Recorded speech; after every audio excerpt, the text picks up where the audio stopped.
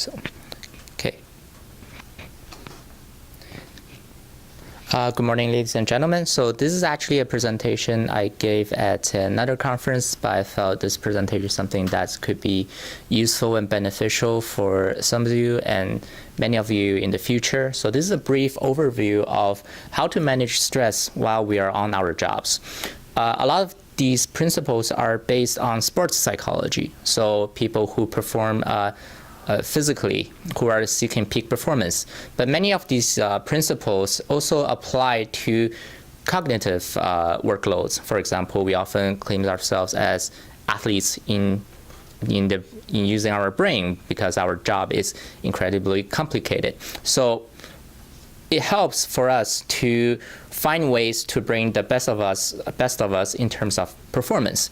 So today I'm going over some brief principles and some observations about how we can better our performance in the work we do. So brief topics. First, a brief overview about stress and stressors, meaning what causes stress in language interpretation. And secondly, I'll go over should we understand stress, and we'll go over how stress will affect our cognitive performance, which means how it affects the performance of our brain and language interpretation. And last but not least, I'll go over some common techniques that you can deploy at various situations.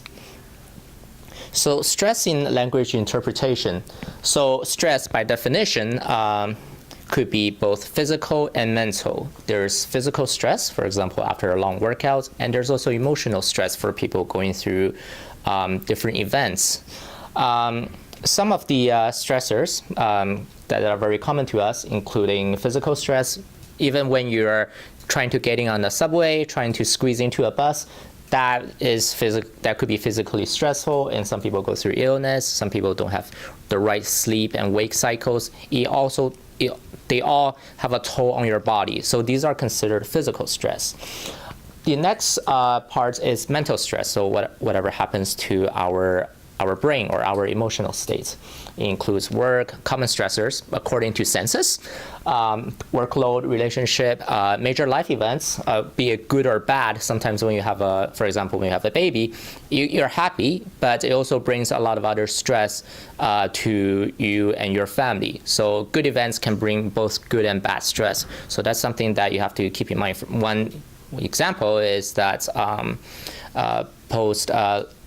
after a woman giving birth, post-labor depression, that's something that's caused partly by a change in your endocrine system. So your hormones go wrong, and that causes emotional stress. So everything is always intertwined, and financial stress, which is common. So that's the overview of whatever that's out there in the open world. Now on to our profession. What causes stress in interpreters? So there has been studies on finding out what is most stressful to interpreters. Some common factors when you're working in a booth, let's say the air quality could be bad. That's actually directly affecting your performance because brain performance heavily relies on the supply of oxygen. If the air quality is bad, it is not only distracting, it is also directly harming your brain ability to work properly. There's also light. If the lighting is insufficient, the temperature is not right, you're not feeling comfortable, or the noise from the outside just penetrates the booth and affects your focus. So those are some common stress for interpreters. There are also data from medical interpreters. When they're on an assignment, their relationship with the service provider and the client could be stressful. For example, sometimes the service provider asks the medical interpreter some inappropriate or assign them tasks that are outside of their responsibility. So that creates stress and also vicarious trauma if they're interpreting for victims that have PTSD. So that's more specific for the medical or medically related interpreting assignments, but it can also happen to other interpreters as well. And thirdly, which is common to all, and that is something I'm going to focus on today, is on performance stress. So when you are not satisfied with your performance, or when you are stressed about whether I'm going to have a good performance, say on an exam or on an important assignment, how should we manage it, or how to have a better understanding of what's going on so we know what to do when things happen. And next. So this is the study conducted by a researcher named McIntosh in 2002. It is a list of level of stress that are commonly experienced by interpreters. So there are a lot of numbers, so I'm not going through the numbers one by one. It's more important to look at the overall trend to understand what's going on. For example, 55% of the participants stated that when speakers are reading from the notes, they feel an extreme amount of stress, a very high amount of stress. So that's basically the breakdown of the chart.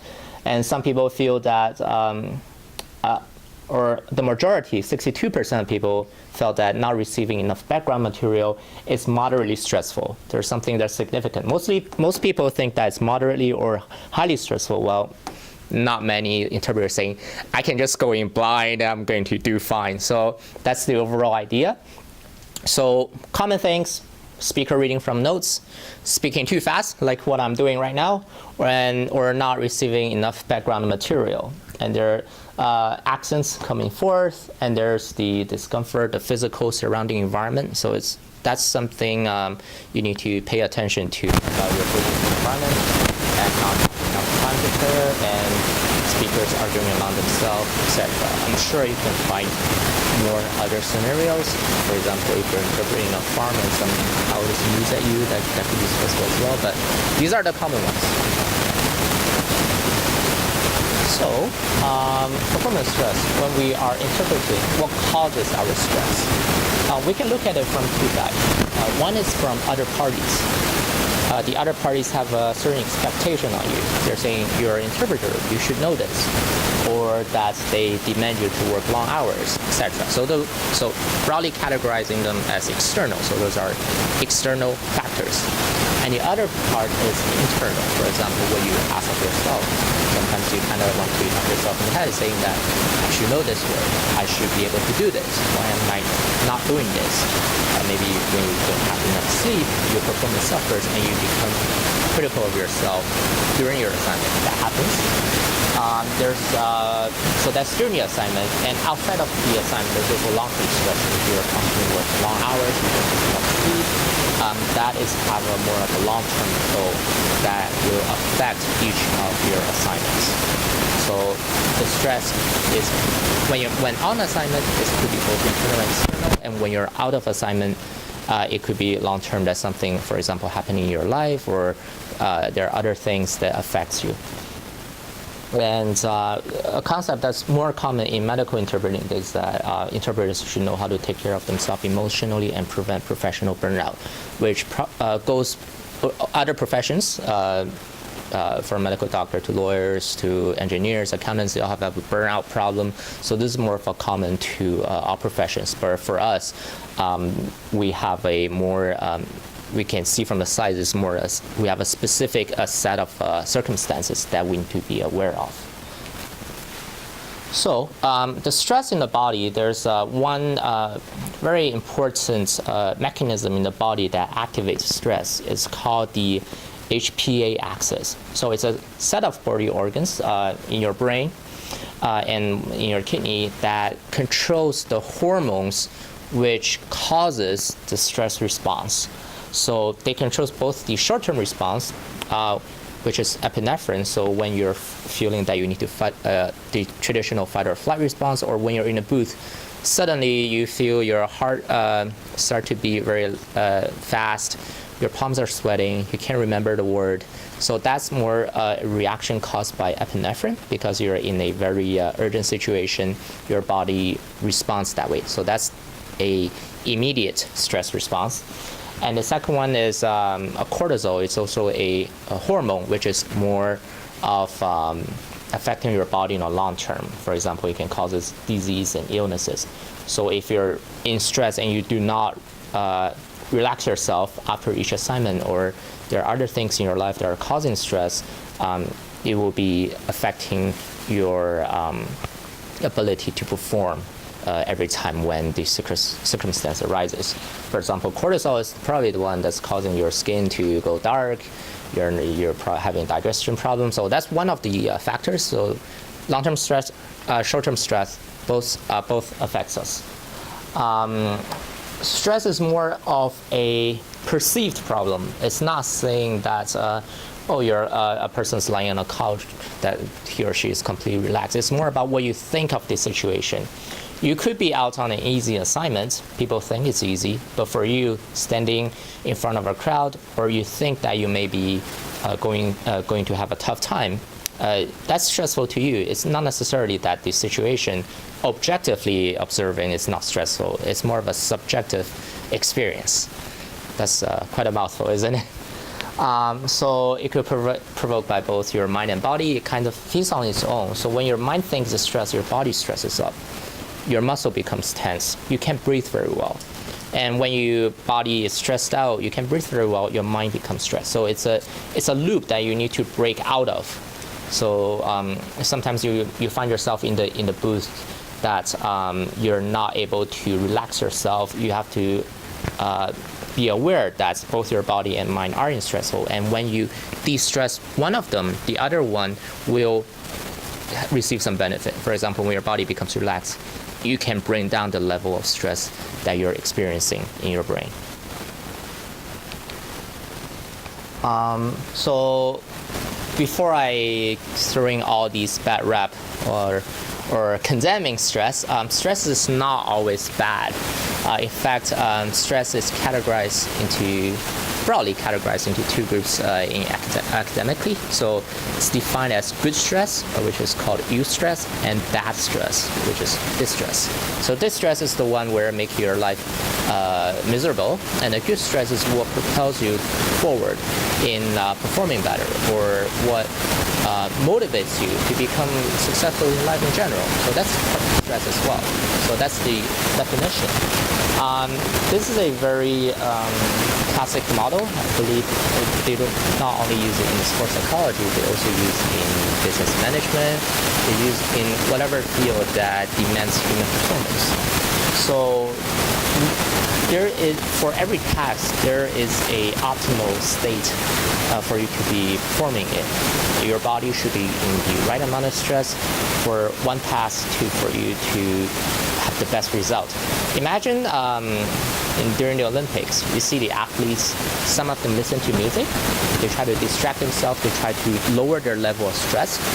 Some of them jump and run slightly around, not only to warm up their muscles, but also elevating their body's preparedness, or set their body at the right stress level, so their reaction, their muscles are in the right state.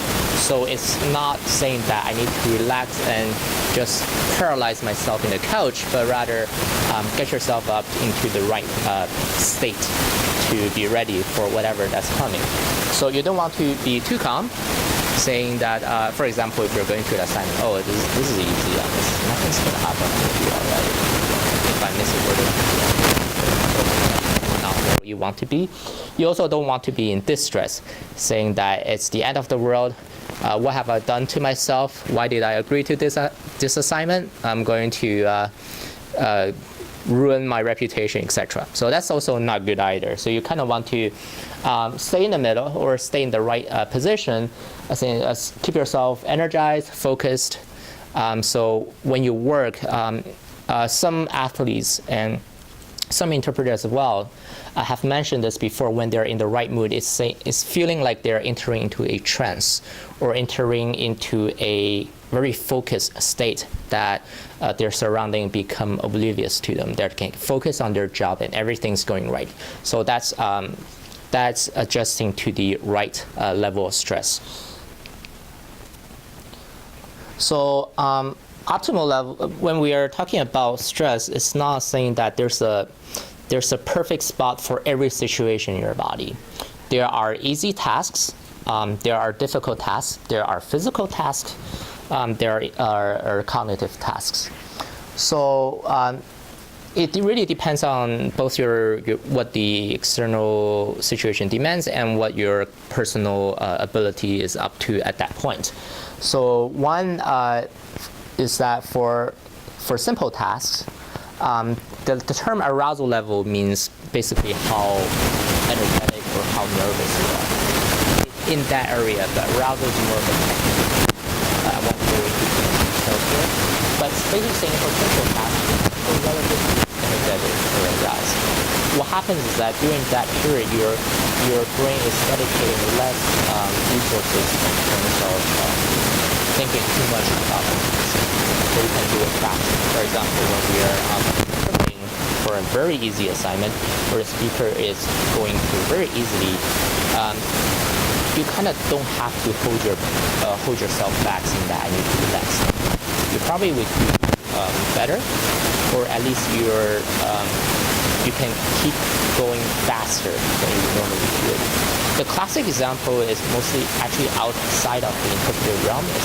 It's conducted on doing physical labor for people who are just nailing one hammer or nailing nails or doing very simple tasks. The more aroused they are, or the stronger the management team pushes them, the better they perform because they'll do more. But that is the reverse for our field, because for professions that requires a lot of cognitive task load, that's something that's more for brain work, you kind of want to fall into a more relaxed state. So that's the second graph. You want to be in a relatively low arousal level, so you're not physically feeling that you're in an urgent situation. Then your brain will have more resources to do what's more complicated, for example, interpreting. So different situation, different level of arousal, and depending on both your ability and the situation. So basically repeating the graph. This is more of explanation. Moderate, controlled stress is beneficial performance, but excessive is damaging to you. When we are talking about stress, controlled stress above, we're talking about that you feel that you can control the stress yourself, or you are in control. This is more of those positive psychology or chicken soup for the soul type of thing. It does work to a certain extent. You want to feel that whatever happens, you are in control. You can turn this thing around if things didn't go so well, or actually things are not that bad. When you have an external locus of control, meaning that other things are in control of your destiny, you kind of fall into this helpless state. This is bad for you both professionally and for life in general. For example, if interpretation didn't go your way, you're feeling the speaker is going nuts, the organizer is a mess, nothing I can do with this stuff, and I just flip the table and get out of here. So that's not helpful with your performance, not helpful with your mentality in the long term. And so what you kind of want to focus on is that I have in control, I will do with what I have, and I will go through this. So don't despair. There are many relaxations techniques. They're for reducing stress. There are many out there on the internet. For example, doing yoga. Obviously, doing yoga in the booth is not practical. So there are some practical ones. Find whatever that works for you. One is meditation and imagery. For example, imagine a peaceful. That's more of a general thing, or a common thing. That's not something that's always available, especially if you're in a noisy environment. There are also deep breathing. So that's breathing with your diaphragm, basically using your abdomen to breathe. That is very effective in reducing your heartbeat and reducing your blood pressure. So your body is, when your body exits from a stressful state, your mind can also relax a little bit and helps with the situation. There's also muscle relaxation, which means you stress your muscle. When it becomes to the point of stressed out, it will relax, and when you relax, it releases substances that will also help you relax. And that's also, these are scientific, by the way. So I'm not going nuts over here. So there are benefits and downsides to each of them. So I don't have time to go through all of them. There are instructions. I'm sure you'll find similar things on the internet that illustrate similar ideas. And in conclusion, I know it's easier said than done. When you write a paper on this, it's like sitting back. Yeah,